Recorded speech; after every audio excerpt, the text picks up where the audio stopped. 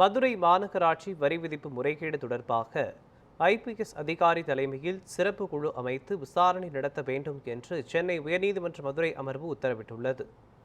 இது தொடர்பாக அதிமுக கவுன்சிலர் ரவி தாக்கல் செய்த மனுவில் மதுரை மாநகராட்சி வரி விதிப்பு முறைகேட்டில் ஆளுங்கட்சியினருக்கு தொடர்பு இருப்பதால் வழக்கை சிபிஐக்கு மாற்றி உத்தரவிட வேண்டும் என்று கோரப்பட்டிருந்தது.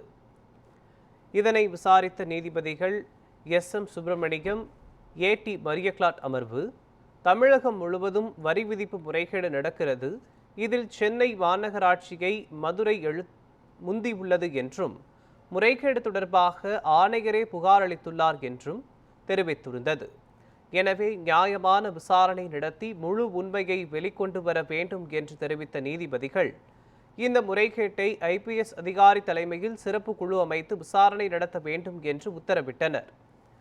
சிறப்பு குழு தனது அறிக்கையை ஜூலை 25ஆம் தேதி நீதிமன்றத்தில் தாக்கல் செய்ய வேண்டும் என்றும் நீதிபதிகள் உத்தரவு பிறப்பித்தனர்.